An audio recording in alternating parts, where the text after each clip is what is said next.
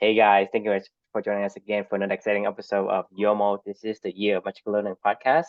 So today we're on Reflection 295 and we have a brand new book for you. And this is a book that I'm unfamiliar with, but it's a book called Cinema Speculation by Quentin Tarantino. So, You hey, know who famous Quentin? guy. Yeah, Yes. you know who Quentin Tarantino is, right? Like, Yeah, he's okay, a yeah, movie director. like Pulp Fiction, Yeah. Reservoir Dogs, Kill Bill, whatever those kind of movies. Yep. Yeah. So yeah, so this is the book it's called Cinema Speculation by Quentin Tarantino. So this is his um it's kind of like a memoir, but it's not really a memoir. It's more of like him just, really diving deep into his love of cinema and speculating on cinema and kind of all things that captivated his interest when he was young and really like diving deep into the films from the 1970s in particular that really were the catalyst for his um sparking his love of film, Hmm. right? So he goes through 10 different films and just goes really deep and like talks about everything that these particular films did, how they impacted the movie industry, how they impacted him, how they impacted a lot of people and changed and changed paradigms and things like that and his view, right? So he's really just looking at cinema from like a historical perspective and tracking it to how it got to where it is to today and some really special things that happened throughout time, so I thought it was an awesome book. It was really, really good. I don't know why I picked this one up. I think I saw this in the airport when I was getting ready to like get on a flight, and I was like, oh, Quentin Tarantino wrote a book. I was like, that's got to be interesting, right? He's uh he's Quentin Tarantino. I know he's a little nutty, but I know that guy loves movies. Like I mean, Hmm. I've heard him talk about. Have you ever heard of an interview with him before? I mean, like he's always just super into movies, right? He's just like a movie nerd. Like he's just like one of those. He's a movie nerd. I mean, he's a nerd. He just loves movies, So he's obsessed, and I knew that, right? And this is about meaningful work is contagious is the reflection title for this, right? So um, I can safely say that I am not a movie buff, right? Like the last time that I went to go see even a movie in the theaters, I can't remember the last time I watched a movie because like now we have Netflix and stuff like that, So most of Hmm. the time I watch anything, it's usually a like a series or something along those lines. But even like on Netflix or HBO Max. Oh, I did I I one of the books that my wife and I did was called the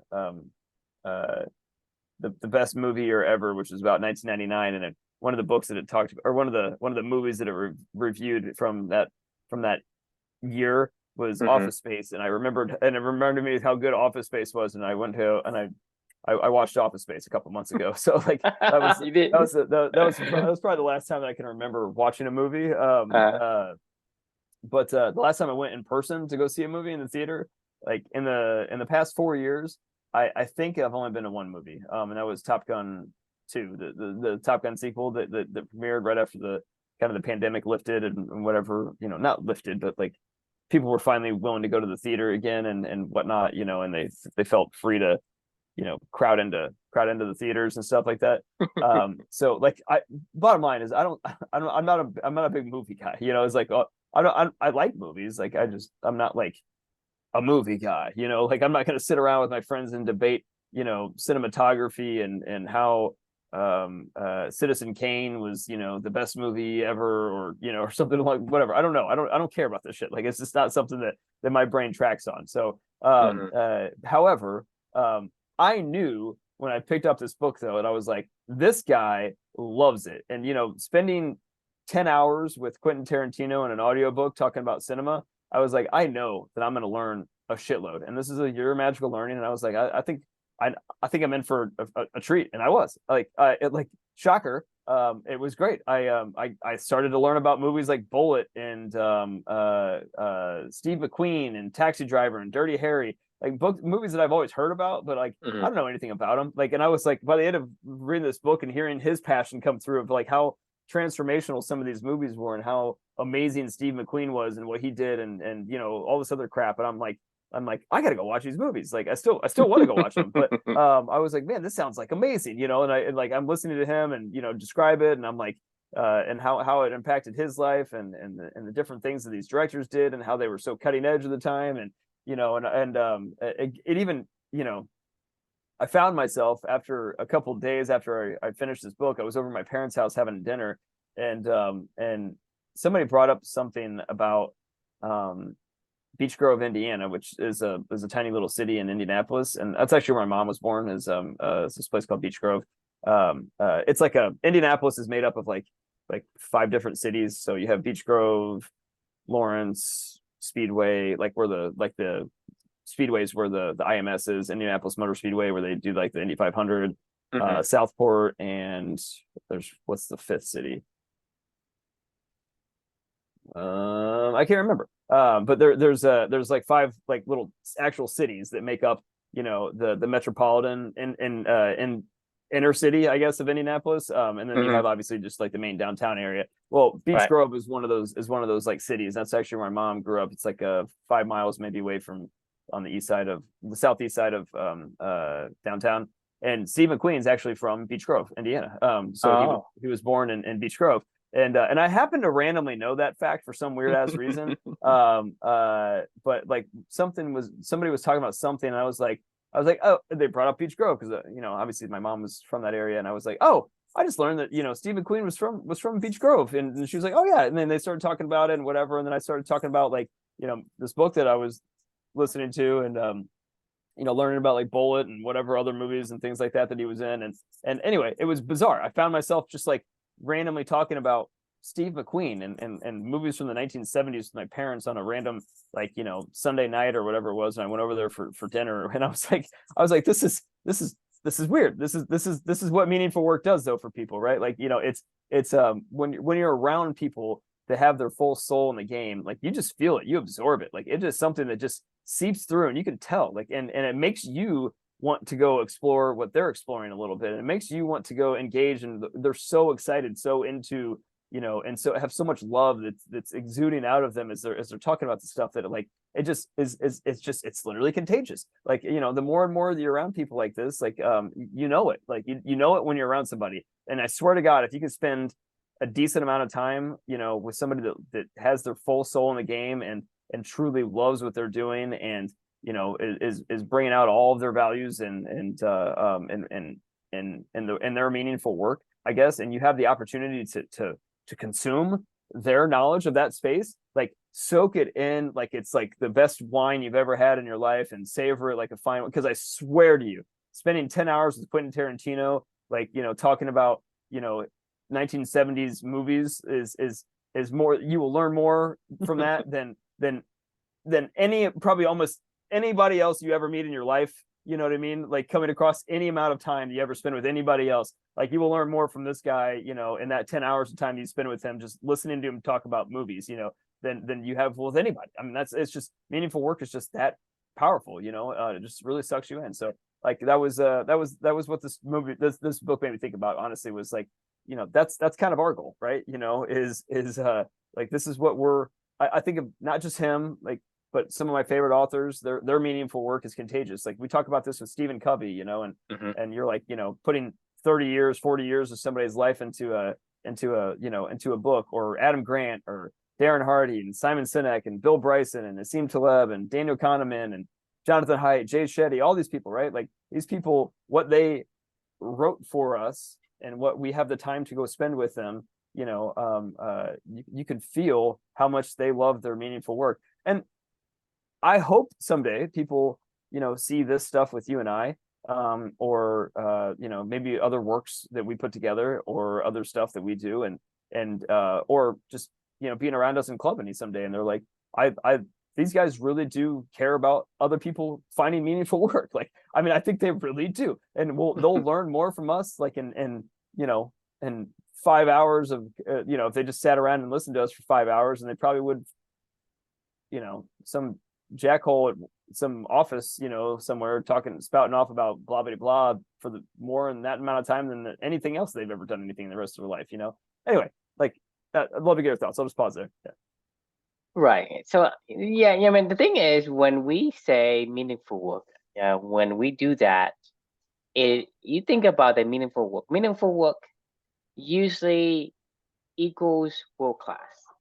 Mhm. In Because when you do meaningful work, you are so drawn to it that sometimes it takes real willpower to pull you away from. And because you are world class at it, I mean, you spend so much time on that particular subject that will trump anyone else that even try to be in the vicinity of it.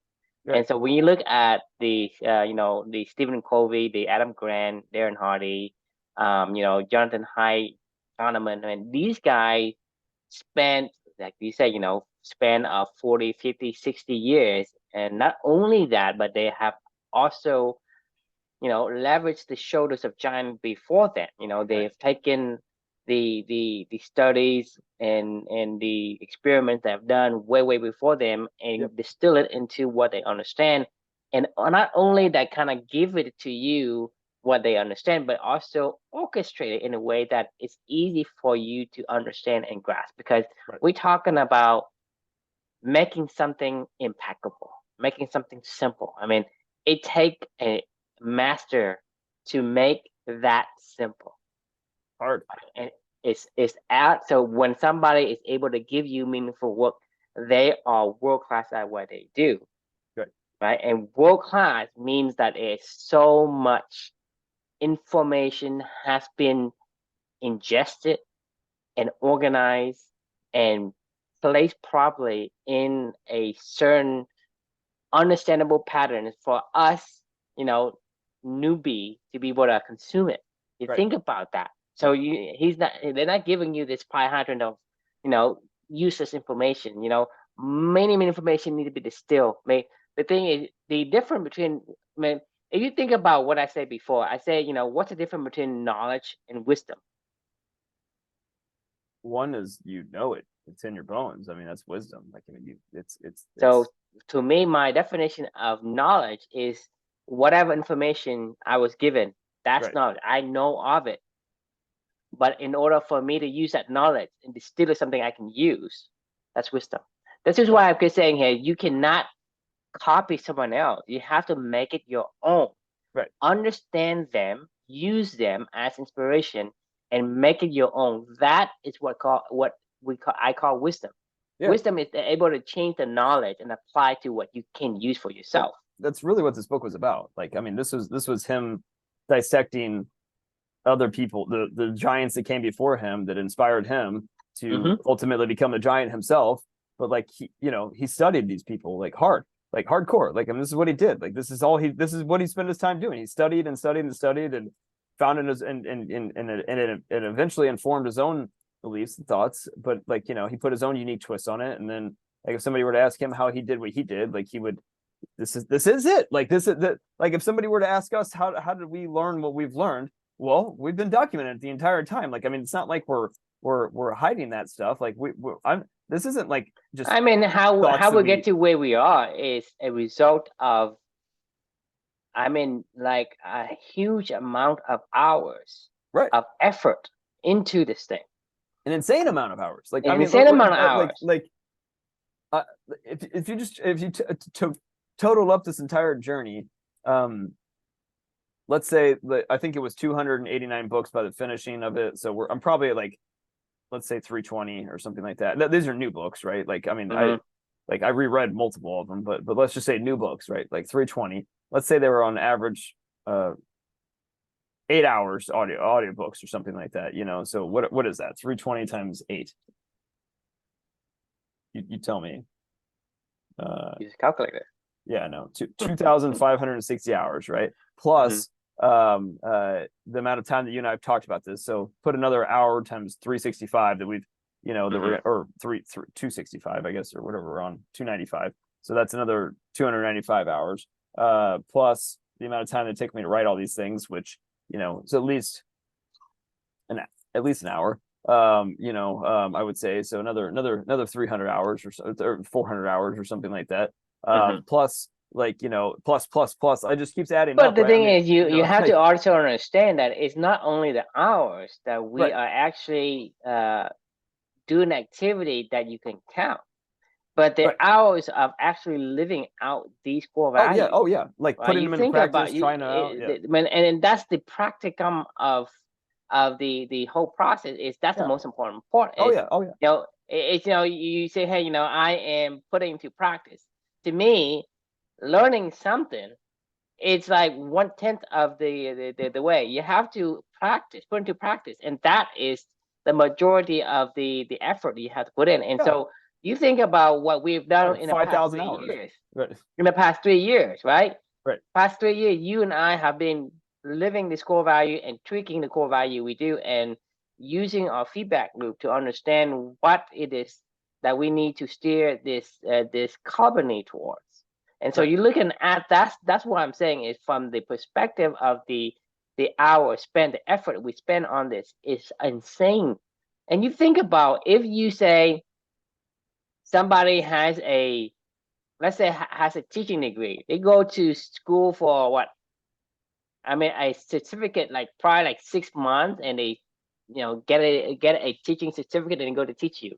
Right. And then you go to psychology, right? Right. Psychology, people go to psychology, and they probably take, I don't know, in the whole entire 4 years of psychology, take how many hours psychology? It probably take like, hey, I'm taking like maybe 40 credits or 100 Sure. credits, Yeah. right? Yeah. Like, let's say 100 hours. And then the thing is, the psychology spectrum spans so large that they're going to spend maybe an hour of each of the particular sub I guess sub concentration they're in, Right. right? And to you, that's like maybe 100 Couple hours weeks. or less, or Yeah. Like, maybe yeah. an hour or less, an hour of lecture of, hey, Right. how to help this person in this situation. And this is what they go out there and they start doing the profession in. That's Right. what they call, quote unquote expert on. Yeah. And Right. Right. Yeah. you think about the 1 hour of lecture. Let's say I have diabetes, right? The doctor who are even in the gastrointestinal um, field, him treating a specific diabetes, he probably has like maybe 6 hours of training, and he's Right. the guy who's telling me how I should How you feel? how I should Yeah. feel, Right. how I should take forward, how I should treat myself, and blah blah. And here I am living with diabetes for the last like 20, 23, 30 years, right? So Right. you think about the differences in terms of the effort, and you look at me and you, like, hey, me and you are living this for 3 years. We have more experience than anyone who's trying to preach you on something that they're trying to, quote unquote, learn and become an expert at. Hey, Right. I'm an expert at, become this therapist, right? Let's say therapist. I mean, the thing is, don't get me wrong, there are therapists who are really good because they love it, and that's become their meaningful work. And that's what they think all day and every day, because that's what they do, that's what they live. That to me is a good therapist. But Mhm. most therapists aren't like that. They just say, well, I just gotta do this thing. I just gotta learn my continued Right. education for blah blah blah hours, and I'm gonna go out there and I'm going to tell people how they should be treated. I'm an insurance agent. I'm a financial planner. I mean, financial planners and I mean investment bankers, right? Right. How much they invest. I mean, the thing is, when we're talking about the guy who ride a subway to work to invest for the guy who drive a Ferrari, Right. right? You're talking about, so that's the big disconnect, big gap. So when we look at somebody who is, quote unquote, meaningful work, this is who they are. They live it. It's not just doing it, because Right. if It's it's every meaningful day. for It's them, all day. it It's every is. day. It is like, remember, like I remember this commercial on TV back then. It's like you sleep football, you eat football, you Right. you play football, everything football, right? To me, when you have meaningful work, that's what you are doing. Is you actually embrace it in every single moment, every single cell that you have. Right. And when you do that, you become world class. And then when you do that, you exude the emotion. When Right. you exude emotion, people pick up the emotion. They say, "Well, this guy." I mean, it just, like you say, it's contagious, because It is. emotion I to mean, emotion, you match the wavelength of this person. When right. I'm very energetic, right, you're gonna say, "Hey, I get some energy from this guy." Well, I'm saying, I'm so bored, and blah blah. Right? You feel that hey, your energy starts to drop just Right. because we try to match the person energy, and when you talk with somebody who is so into whatever they're talking about, their level of energy rises, and when Yeah. that comes, like it exudes it to you, and you absorb someone, and you match his level or her level. And to Yep. me, this is why it is so I guess like extraordinary and so It like shouldn't be. It shouldn't be though. energizing. It's But it so shouldn't be. energizing to listen to somebody who has soul in the game. Yes. You Like think about it. When it you is. say what you feel the guy because when I read Taleb's book, right, I kind of I feel for you, man. Because Yeah. Yeah. Right.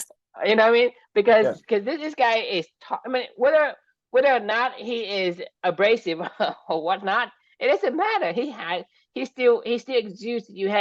This guy do have an emotion, and he means what he said, and Right. you can sense that. And I think this is what I think what's so interesting and so energizing to kind of get to know the people who actually put their life work into a book. They're so in the game, sort of speak. And I Yeah. think that's it. And I think these books are the type of book that I'm looking for. Yeah. When It's I the talk only to. book you should read. Like, I mean, like you should never read a book by somebody that doesn't have their full soul in the game, that isn't meaningful work. Like my wife, comes to mind when I think of this stuff, like is she like really, really cares about equity and inclusion. Like these are like I no say whatever feel however you want to feel about these topics, but she really cares. She goes to conferences, she reads her books, she's obsessed with this stuff. Her favorite, authors and things like that. She's dives into this. She implements a lot of these things in the school that she's a principal of, right? She talks about these things. She explores these topics. Like she does this stuff all the time. Her friends and her like the meaningful group, her meaningful relationships are around these kind of things, right? If she wanted to talk to me about this, I would listen, right? Like because she's got her whole soul in the game, right? Like and like I it doesn't matter what I think about it. Like once again, I'm not a movie buff. Like I don't care. But it doesn't change the fact that I still won't be, It's still an wrapped up. interesting story because we are Right. drawn to the other person's story, just like we're talking about Seth Rogan. Rogan, right? Because the Yeah. thing is, his story isn't as exciting or whatever as like, hey, the plot of a hero and a twist and turn Right. and that. Yeah. It's just like he's just a regular, but it is interesting to us because Oh my that's God. human. Yeah. Yeah. You know what I mean? Matthew McConaughey's book was like that, man. Like I was like, holy shit! Like this guy, you know, he's got his soul in the game of his world, of how Mhm. he acts. Like I mean, like he's like it's not a shtick. Like he's legit. Like I mean, he is like that. This has been one of the weirdest things that I've experienced when I read these books and stuff like that. Like I know when I have like this feel. I don't know how to describe the feeling, but like you know that feeling when you're like you just feel like a connection to somebody, like or whatever, like Mhm. Mhm. there's books that I read when I don't feel that connection. I remember like the book like Procrastinate on Purpose. I didn't feel that connection with that guy. I think he was just spouting off things that he had learned, and that he thinks is right, but he doesn't actually believe in his soul that it is right. Or this book it's Is it about damn is it time. is it not a lot of books out there? Oh yeah. I mean So it's a rare find to find a book it is. that people put the soul in the game because the thing is we don't really care about the plot as much as the connection to a human soul. I think if Agreed. you write a book, regardless of how you tell it Or and and what even the story, a story movie, is what I don't about, care. Yeah, right? it's yeah. A movie or whatever, it's You not share any about the story. you can tell any story, a story about somebody who is gonna, live in a farm or doing this and that. It's still interesting because there is a connection. We only care about the connection, and Right. that is human nature for us, right? It isn't about trying to have this epic, legendary plot or anything like that. We Right. don't really care because even if you have something that is legendary plot, but it's like something else, like an alien or something that you can't really relate to, it isn't as heartfelt, right? Your emotion aren't moved, and so you're not influenced and not contagious as you would have been but because we have the gene, because this is why our human species have been able to surpass the Neanderthals and become the apex, is because we're able to connect with one another without even speaking. We can look at other people's eyes and tell, hey, this person is this, a person is that, and you can even tell them what to do without even saying, because we can project that into the other person. That connection between human and human, it is so ingrained into our core DNA that because of that, that's what passed on. That becomes the foundations of our survival. And I think that carries on to us today, and that's why we yearn to have the connection. Because I keep going back to the example. If you have $1 billion, but you can't share it with anyone, how? I mean, you think about it. You don't have to answer the question, but think about it. It's like, hey, something is not right. Something is off, Yeah, right? it's worthless. Yeah. It's worthless because you mean there's no sense of satisfaction. Right. The emotion isn't there. The emotion actually it becomes worse because it feels like something it's on your shoulder, it's pushing you down, and it's suppressing you. Versus you have to something lifted, something you have to say. A lot of people can't keep a secret because depending on what kind of secret it is. Hey, I have a good secret about longevity. Let's say life, whatever. I have a secret about sleep. I mean, I must tell you. I am so compelled to tell because without it, I can't. I mean, even if you don't receive it, it's. I think what you're saying, the exact words you're saying to me is like what's coming to mind is like why I hate philosophers so much. Because I feel like they're always just talking about rhetoric about observing and sharing what they observe, and but like it's never they don't ever go down to the fucking valley floor and mix it the fuck up, like and figure out, is this really what you believe, or is this just what you're just spouting off, spouting nonsense, right? I mean, it may not be nonsense, but my point is like I find it hard to engage with philosophers so much because the content, I don't know that they believe in it. I think that they think they believe in it, but like I don't think they actually thinking believe that you believe in it and believing in it is different, because we talked about yesterday, the conclusion of that book, right? We saying, hey, if I were to go back and have a time machine and go back to my in the past and tell my 20-year-old self, okay, to believe in something else, to me it makes no difference, because that guy believed in hustling, believe in doing whatever. And so he believes it so much. He believes it. It's not like it's a lie. He didn't tell a lie, but his life suffered. He feels just like for you, for example, you believe you have to be this great person and do all this great thing, but you have panic attack because it doesn't fit, because what you believe and what you truly believe is completely different. Right? Because when you believe that, hey, I believe I can eat the frog, right? And I believe I love eating the frog, but your body doesn't say, no, I don't like the frog. And so, regardless of what you believe, so it's not about that they lie to you. They truly think they know. Truly think they believe in it, but it isn't the right kind of belief because it isn't aligning with your body, right? Your mind says something. So let me take you back then. When we're talking about your body and your mind is essentially the rider. Your body is the elephant and the rider. We're talking about this in the happiness hypothesis in the book Think Fast and Slow. So I want to make sure that the audience understand what we're saying is meaningful work is connecting the two together. Separate. They're separate. Meaningful work is connecting them together, though. It's one. Exactly. In order for you to have meaningful work, it has to align with both. Right. It cannot be, because you cannot say, hey, the rider wants to go left, the elephant will go to right, right? And you forcing the elephant to go left, and you think, hey, this is the right way. It's not. It's a whole package deal. So in order for you to have meaningful work, you have to have both of those aligned. It's like Bill O'Reilly, spouting off about, religion and whatever, and then, sexually assaulting his coworkers and doing all this stuff. Like, this is when you get those dichotomies of people that you're like, they did that, and you're like, well, because that's not, they weren't in alignment with their rider and their elephant, Right, right? because Like, I mean, like, they think that, hey, this is the right way, but the elephant thinks something different, and then right, eventually you're gonna slip because you're gonna be dozing off somewhere, and the elephant does the things, and then that's why you get panic attack whenever you think you have the right. right, you're on the right path, and so that's the That's where key is in imposter order. syndrome comes from. Like, have you ever heard this term imposter syndrome all the time now these days? Like, because like people think that they shouldn't be where they are. They don't believe in themselves to do whatever. Like,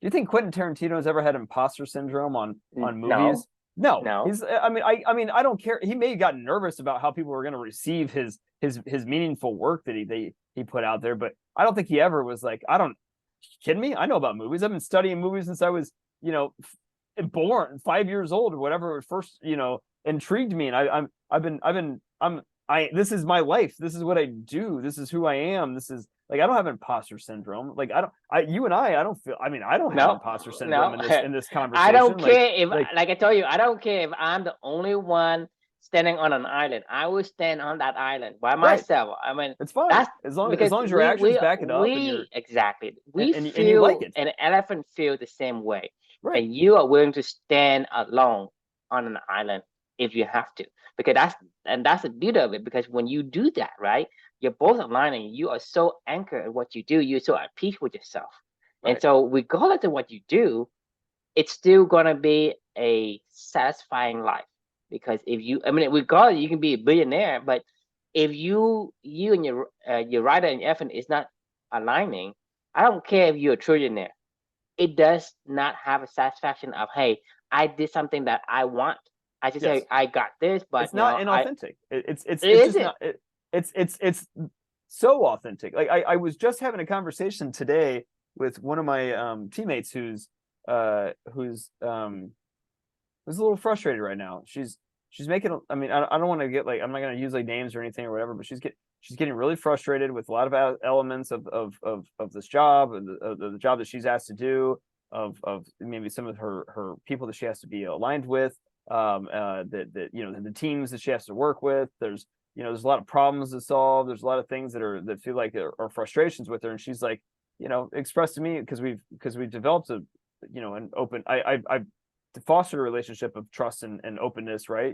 For people where they feel like they can share this stuff with me. And she told me, like, I don't. I'm like, I'm worried that I'm, not good at this job, and I'm not, that something's going to happen to my job potentially, or something along those lines, And like, the truth of the matter is, though, is like, when I'm explaining to her about the art of running uphill, the art of running downhill, and she's telling me, she literally was like, I feel like for the past month I've had no energy when I come to work every single day, just because I don't know. I just feel like there's just like this, like, stuff that I just don't want to deal with, that it's impeding my path. And, she's like, I still love my job and I like what I do, but like, it's just whatever. Anyway, as she's describing all this stuff to me, I'm literally telling her the same stuff that you and I talk about all the time, about the art of running uphill, the art of running downhill, the same, like, making sure that you put your love in your work. And if you're not, and if you're feeling this way, like, like, listen to your thoughts, like, go back and think about these things. Like, and anyway, my point being is, like, I know what I'm saying to her is truly coming from a place of, I've studied a lot about this stuff. I feel like I love these topics. These are things that I'm going to continue to iterate on in my own life, and I'm going to continue to iterate on with them. And like, I'm hearing the same stuff that you and I talk about all the time about, when's the first time to fire somebody? The first time you think about it. When's the first time you hate your job? Like, the first time you probably think about it. Like, you should probably quit. Like, or sorry, when's the right time to quit your job? The first time that you go, I think I'm losing. I think I'm having to exert a lot of willpower just to do this job.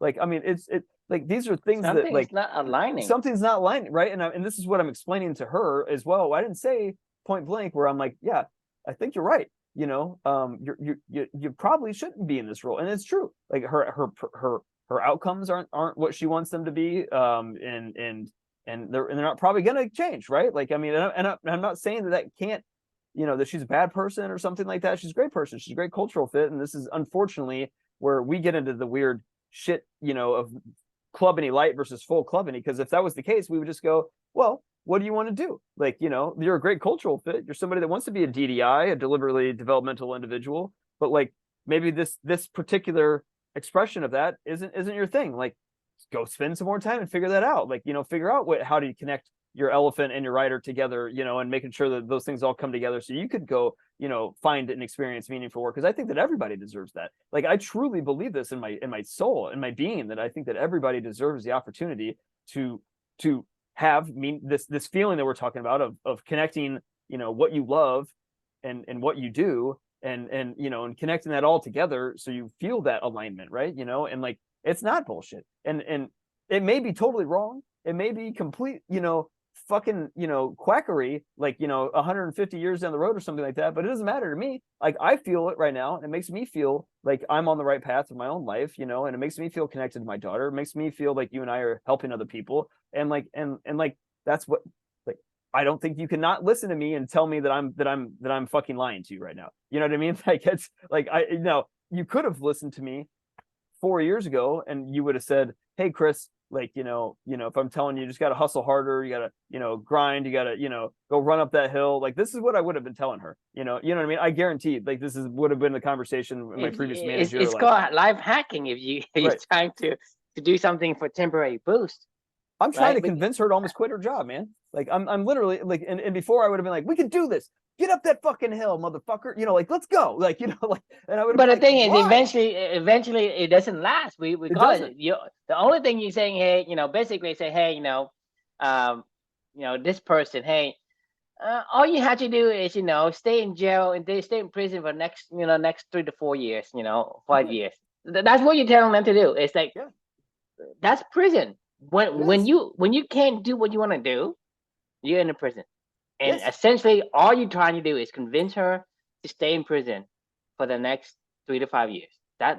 And essentially, she's going to break out of prison. That's sad. Why? Because the thing is, it doesn't last. The thing is, you can't. Okay, if you look at a person who has been here at this job, and they have this thoughts, right?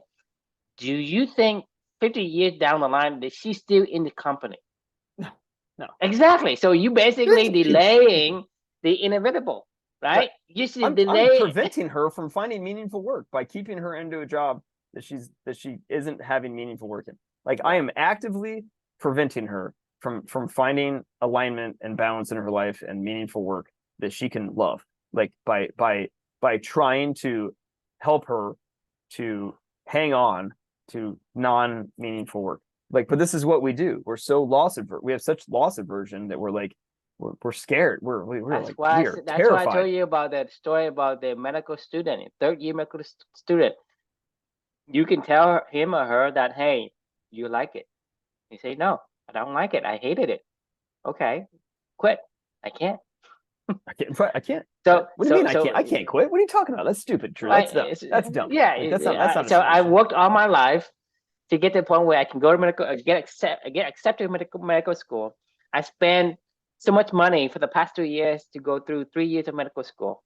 Now you're telling me to quit.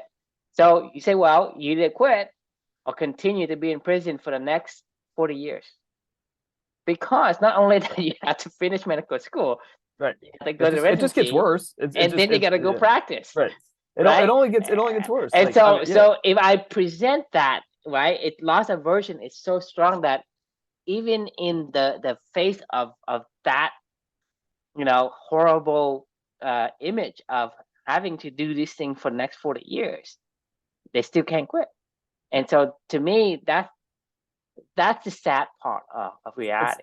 It's not just sad. It's for me, it's heart-wrenching, because like this is where it connects to me of like the love, right? My daughter didn't get a chance to do that, right? Like, but I saw her bring her love out and her own, short time that she had on this earth, right? But like, when I see other people squandering that away with like that is heart-wrenching for me. Like, it's like we all deserve the ability to be the best human that we could possibly be in the short amount of time that we have here. And if you are in this world and you aren't doing that, like, I feel terrible. It makes me sick to my stomach, honestly. Like, I mean, this is why you're looking at a kid who is fighting for a chance at life. And here you look at a person who is, completely healthy and has all the faculties and all the opportunity in life, decides to go and bang their head against the fucking wall. And to Like, what me, are you doing? that is Like, that is so illogical when I look at it. it's a waste. It is a big waste. It's a I mean, fucking and it's waste. self-inflicting misery and pain. You say, hey, Right. my life sucks, and I go, basically, trying to sabotage your life. And to me, that is the contrast you see when you have a person who can see this little baby who is fighting for even a slightest chance at life, right? And a person who squanders it. That it is so, like you say. I don't Heart-wrenching. know what to say. Yeah. It's I don't know what the word is, but it to me it's But here's the thing is, I can't. if I can help, I'm going to try to help. This is why we're doing what we're doing. Like, this is for both of us. Like, knowing you well enough, like, if I had to guess, one of the things, it's heart-wrenching for you looking back on your own life and going, I squandered so much of it. I don't want to do this anymore. Like, and I want to help other people to make sure that I can help them to go, don't do this. Like, No, yeah, you don't have exactly. to do this. There is a different path, and I'm going to help you to find another path.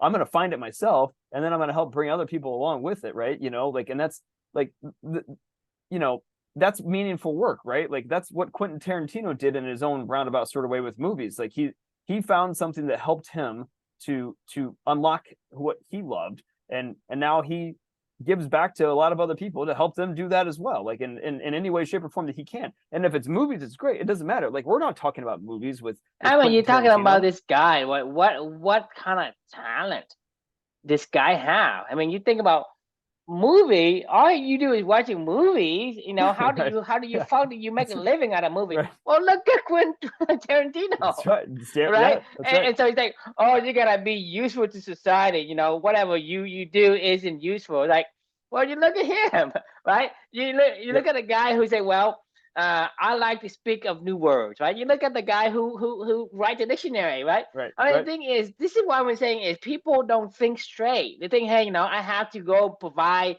a physical labor of a service for people to have value. Value come from so many places, right? It Comes from doesn't anywhere. matter what it is you It want. comes from Hey, love. It comes from love. I mean, people can say, "Hey, I can do makeup," right? Well, you look at all the movies and all the makeup and all the costume design and all that. Well, you look at all those people. Somebody has to do that, and it's not like they don't. They are homeless out in the street. And I say, oh, I love to go fishing. I fish all the time. And you say, well, how would you make money? How would you make a living out of fishing? Well, the other thing is it's because you are narrow minded in your thinking about. That's why I say in company, people look at company and say, well, if you tell people not to do anything, then they won't produce anything. And to me, that is actually the opposite. Because the thing is, Right. I like to swim, or I like to go, scuba diving, or I like to do, explorations, or I like to do like, go finding junk stuff or whatever. Mm-hmm. Whatever that is, your heart desire has a value to someone, and when you do that, right, you become world class. Not only that you are satisfied with the life that you have, but you're also going to be world class at what you do, meaning meaningful work. But you also get paid handsomely for it Right. Right. Yeah. Because because you're so good at it. other people are so, not only because you're so good at it, but other people are so stuck in this loop Contagious. of the other side of everything. Well, no, I'm saying, like, it's you That the value is great for the them to. value is great, and then everybody else is also still stuck in this vortex of, well, I can't do that, so I gotta do this. So, like, it's almost like you have no competition either. So it's like the value is great and you have no competition, and like you're just on an island getting to You do can whatever you want to do with, you cannot you can nobody can compete with you with being you. exactly. I Like, mean, you I don't have no know, like, competition. I suppose you could extrapolate this whole entire conversation that we have in general out to, okay, Chris, true. Let's go ahead. Let's play your guys' games. Like, of people should be able to do what they love. Connect their elephant and the writer together and bring that out with their full values into meaningful work. And if everybody did that, what would happen? Like, and like, I don't know the answer to that, because like the question then is going to be like, well, who's going to be the asshole that goes and sells stuff for a company that doesn't want to sell stuff for that company? And I don't know the answer to that. Why is sales guy gonna be an asshole? No, I said, who's going to go be the jackass that does the stuff that nobody else wants to do? You know, because What do you mean? What do you mean? Who wants to code? I do. No, I know. Who wants to sell? You do. I know. So this is what I'm saying. It's like I'm talking about. I'm trying to play devil's advocate of. We've already talked. I mean, I think we already know the answer to this, but it's like because everybody goes, well, you can't always just do what you want to do, you know, and like that's always the answer. Whenever somebody says like, you know, somebody has to do the hard job, right? Somebody's got to do the stuff they don't want to do, right? Like that's just, you know, like that's a wrong way of thinking. That's beehive mentality, honestly, is what it is, right? It's not 90% chimp, 10% bee. That's 99% bee and like 1% chimp, you know, like that's what that is. It's like, that's just 100% bee. It's 100% bee. Yeah, you're right. Like it's like, no, you're not a fucking bumblebee. Like you are 90% chimp and a 10% bee. I mean, yeah, you want the connection, you want to help other people. Like we want to help other people. Like we're doing this to help other people. But you cannot. But this is what we're talking about: DDO, right, and DDI. Without the DDI, there's no DDO. There is no DDO. Right. So exactly. You cannot be an organizational person without an individual first. So you have to explore yourself first. Yes. Understand what it is going to give you the energy. How can you help the O? Do that. Right. Then bring that into the O and make a DDO. Because the thing is, you cannot have the DDO is automatic. Right. When you put two or more DDIs together, you get DDO. DDO is not something you create.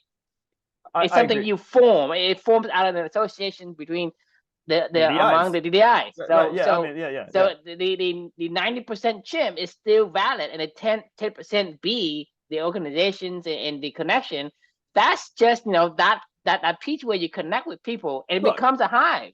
I agree. If you told me I had to give up 10% of my life, you know, my time, and for the rest of my life to sacrifice for a group of people that I really enjoyed being around, I would say, yeah, I'd fucking do that. 10%, I can do that. Like, what, you know, talking like, what, 24 hours in a day, what's 10% of that? You know, 2.4 hours a day. I could give 2.4 hours a day, you know, hopefully some of it's sleeping, but, you know, I could give 2.4 hours, or let's say 16 waking hours and 10% of that. Fine. I could give 1.6 hours a day, you know, to a greater organization to but the thing is, that's not how it works. This is how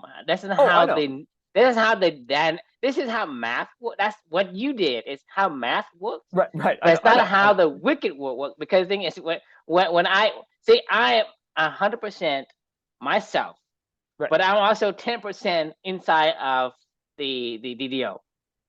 Good point. It doesn't have the mathematical sense, because it doesn't work that way.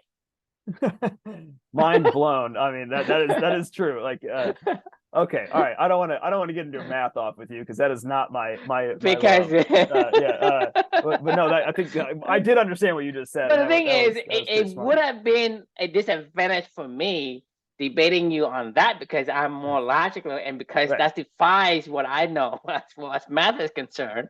But still, I understand that in the wicked environment, in the world we live in, it doesn't work like that. It's not a kind environment. Right? Yeah, that's good. So you say, hey, you know, it violates math. Math is just a construct that we make up, and that we basically take everything, like throw everything else in and get narrow down this like narrow constraint or whatever, and we call that math, and we say, well, it doesn't it violates that. I said, well, it is, because that is like a sliver, it's a sliver of a thing we carve out from this huge spectrum of, you know, whatever. It's so funny. People take something small and represent it and say, hey, you cannot violate this. Like, well, the thing is, it doesn't make sense. When you take back and look at it from the grand scheme, it doesn't make sense. But you go through and but that's what I'm saying, is people are so, I guess, like they're so blindsided by always in that little the box. They paradigms put that they're themselves, given, you know. yeah, they put themselves in the box. They're not framing the paradigm. You say, you know, that's why they can't think outside of it. I mean, it's hard. It's hard to go up and tell somebody, hey, does 1 + 1 always equal 2? And they go, yeah. What are you fucking talking about, man? And you're like, no, but it doesn't, does it? And you go through your explanation of it, like, you know, from a thought experiment. They're like, you are a fucking idiot. And I don't want to talk about this, like, you know, because it.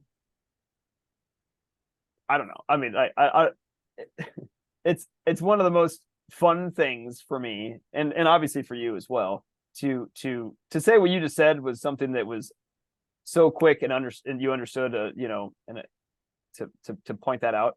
And intuitively I understood what you were saying, only because and that's why the conversation works, because if I have to explain to you the nuance of what it means to be, hey, you know, 1 + 1 is not always 2. Right. In some instances, it does equal 2, but not all the time. So you can't not use that as a rule of thumb or as a law to say, hey, you know, it has to be this, and you're broken this law, because that's not the case. Only in this instance. Right. And if I have to keep telling you that the conversation isn't going anywhere, and then if you have the reaction of, you know, true, you're a fucking idiot, why am I to keep talking to you? A conversation stops, and then you and I will never talk again. Yeah, but probably not a chance of a meaningful relationship. You have this receptivity of saying, yeah, I do see that. I might not understand as much as you what I think you want me to know, but I do see there may be a possibility that I don't think that every single scenario is going to be always 2. Then yeah, so conversation can continue, but having a person that understands you makes the conversation so much energizing. Versus somebody who's like, and it's just stopped like that. And I think having that build these connections, and that connection, you know, we get into the flow and we get lots of time. Yeah, and now it's 9:45, and I mean, you think about it, it still boggles the mind for you and I to talk to each other, just you and me, and me, no one else, just you and me for the past 3 years. I know it really is. And it's like, what the fuck are you talking about? It is wild. I mean, and the thing is, eventually it's gonna have to slow down, and it's gonna have to tell, oh, it's only take 30 minutes, only like 15 minutes. It's gonna start to get to the point where you guys got nothing else to say. But the thing is, in reality, it's the opposite. Agreed. I would. All right, so I'm gonna put my final thought on this one, because you just reminded me of, if meaningful work is contagious, let's call it the opposite of that. Non-meaningful work is toxic. Like it is like being dropped into, you know, toxic soup. You know, draining. I mean, it is draining when you don't have any meaningful work. The work itself requires willpower, and it's draining you. This is exactly what I was just talking about with my employee, one of our teammates, right? Like you can see it. I can see it with her. Like I can physically, I'm in tune with this. I see it. Like in no joke, in lifetimes past, I would have been like, let's fight, you know, like let's go run harder up that hill. But how can I encourage you to let's turn this boulder around, or let me, maybe I'll help push your boulder for a little bit. Push, you know? Yeah, I'll give you a nudge, push. Right, but the truth of the matter is it's never going to work. Like when the meaningful work is toxic, it's never going to get untoxic. Like it just doesn't work that way. Like I don't care how long you can endure that. Like there's plenty of people that endure toxic work, but eventually it'll get to the point where it cannot endure anymore. Until you get to the point where you cannot endure. And that's the guarantee. That's a guarantee. If you have to endure something, eventually it's gonna have to stop, because you're gonna run out of willpower. Like this works in all avenues of life, because I think of like celiacs, which is I'm a celiac. Like there's a lot of people that are 60, 70 years old that have been a celiac their entire life, and they've endured it and they've endured it and they've endured it. And they didn't know what it was, but they couldn't. They knew they didn't feel right or something like that, right? And the negative downstream ramifications that start to compound off of that. Your body doesn't overcome it. It's going to succumb, not overcome. Yes. It will just, When you Like, think, hey, this guy goes from 10-year-old to 30-year-old, and he can endure like 20 years. Somebody can say, I can go from 10-year-old to 60 years. I can do it for 50 years. But the thing is, it's still the endurance. It's not going to say, well, because you have 60 years of it, your body is getting so strong of a right. combat. No, You are no longer celiac. That doesn't work ever. right. It is ever. Eventually, you will succumb to it, and your body is going to lose its battle with whatever it is that it's not aligned with. Yep. You cannot continue to eat the frog and say, hey, eventually I will love the frog. You can. That- It doesn't work that way, It's not how the right? universe works. Like, it is not, it'll never work that way. Like, longevity does not come to people. Not that longevity is the goal of this, but like like strike longevity. You're fucking miserable every day. Like when you're a celiac from 10 years old until you're 60 years old, when every fucking meal you eat, you feel like shit. That fucking sucks. I Like, mean, I don't like, you're talking to people who have chronic disease. They are yearning for the day that they have no longer have pain. Okay, right. and that is the thought of dying. Okay, and, Yes. and believe me, I know what I'm talking about, because I do believe you. what I mean, because the thing is, you think about, you have this core directive for survival, but when you're in pain so much, that's the thought across your mind many times. And I believe you. so you have to think about, if you continue to endure, you are putting yourself in the painful state, in the misery state. That's why people don't live long, because Right. not because they can't, it's because they lost the will to live. And when they do that, well, their life short. So it's not about longevity in the sense of longevity in the sense of how much time you have that is satisfying to you. Yes. That's exactly right. That's exactly it. Is every day should be fulfilling for you, even if today's your last day. Like, I mean, like, everybody deserves the right to have a fulfilling day, of even if this is your last day. Like, even if that's the only day you ever have in your life where your work is fulfilling, like, then great. At least you had a day. You know what I mean? Like, at least Hmm. and then if you can do 2 days, then great. If you can do three, great. If you could do Even better. 5,000, great. If you can do 20,000, even better. Like, I mean, Hmm. but at least that every day you're gonna have that opportunity, and like that. I mean, you just think about that analogy of the having a longevity of freedom or a longevity of prison time. I mean, Right. it's Right. I mean, it's just a dichotomy of It's what I just horrible. said, Right. right? It's like, I cannot. I mean, like, I cannot, like, go through life anymore watching people do and have this conversation with somebody, and go, this is, and not help them now. Like, I can't do it. Like, I cannot fucking do it. Like, I will not. It will. I can't do it. Like, I mean, I'm compelled to say no. I'm not Because going to enable because this. you're aligned with what you know, and now because you cannot oppose that core values, Right. because it takes so much energy you can do it, but it's going to take more energy for you to convince that person to continue to push on. Yeah, and that's actually the beauty, the second beautiful side effect of meaningful work. Like, I can pull from an insane amount of sources at this point in time that are ingrained into my fucking brain. Like, when I'm trying to when I'm You and going I are through a basically, conversation. walking, talking company. Exactly. No, I mean, like, this is like, without a doubt. Like, I mean, like, I can I know for a fact this happens all the time now, where, like, all of our conversations, all of the books, all of the writings, all the reflections, all this whole entire story together of Clubany, like, it comes together where, like, I don't have to think about it anymore. It's like slow motion. When I'm seeing something happen, I'm like, oh, this is what needs to be applied here, and now, whether I explicitly state that, or I get them to think of that, or I pull from story to illustrate it, or whatever, like, all these things, like, this is probably no different than Quentin Tarantino when he's trying to figure out how to make Kill Bill or something like that, or Pulp Fiction, become Pulp Fiction, that we get so enthralled with, where he's like, oh, well, I saw, Steve McQueen in Bullet do this XYZ or whatever, and then I studied how the filmmaker did XYZ, and I did this with 5,000 other movies. If I did this in this scenario right now, like,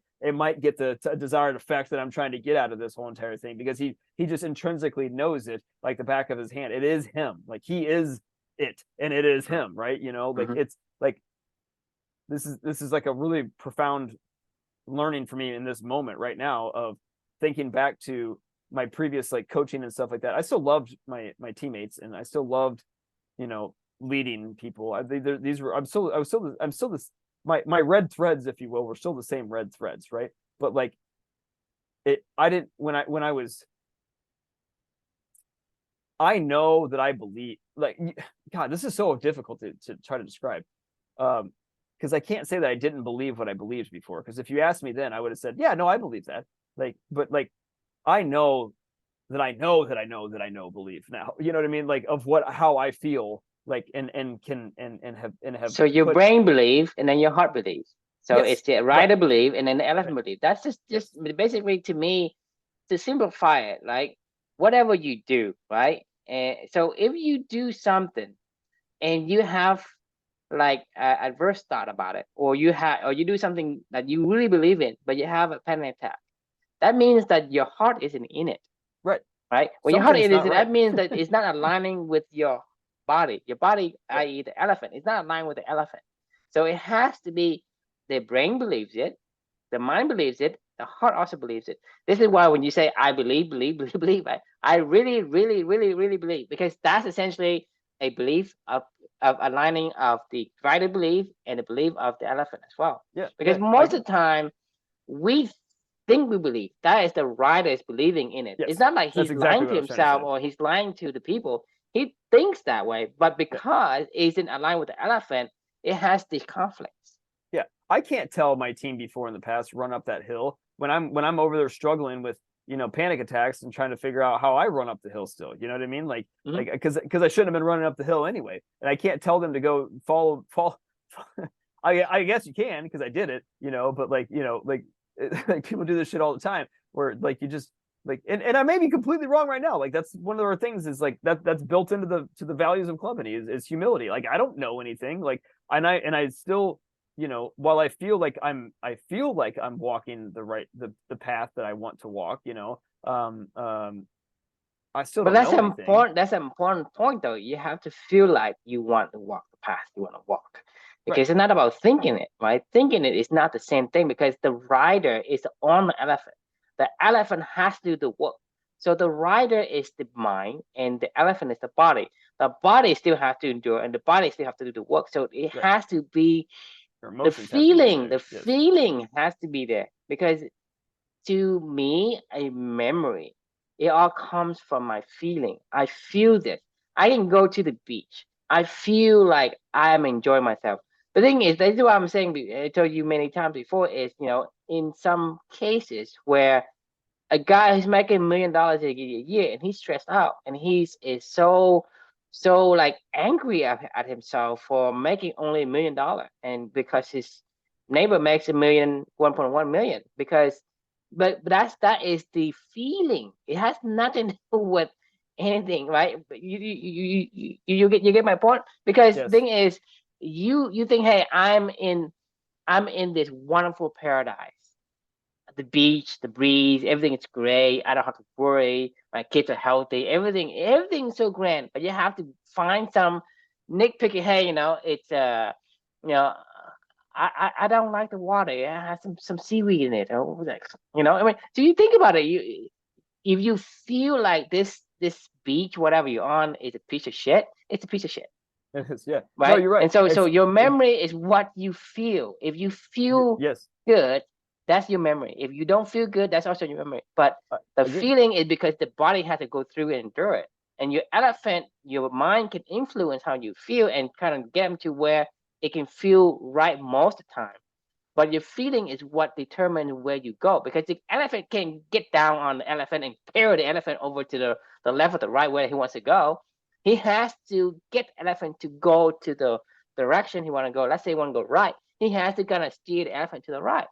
Right. He cannot just physically jump down and then lift the elephant up and carry the elephant to the right. You think about it. So the Mhm. feeling is important, even though we want the the the the consistency between the rider and elephant, the mind and the heart. That's the ultimate combinations. But the feeling to me, it is so primitive that That's what gonna make you whether you have a satisfying life or not. It is your feeling about it. So Yep. how do you control your core values and your control, quote unquote, control instability to get your feeling to be more positive than negatives? Yeah, I agree. It's all right, absolutely final thought.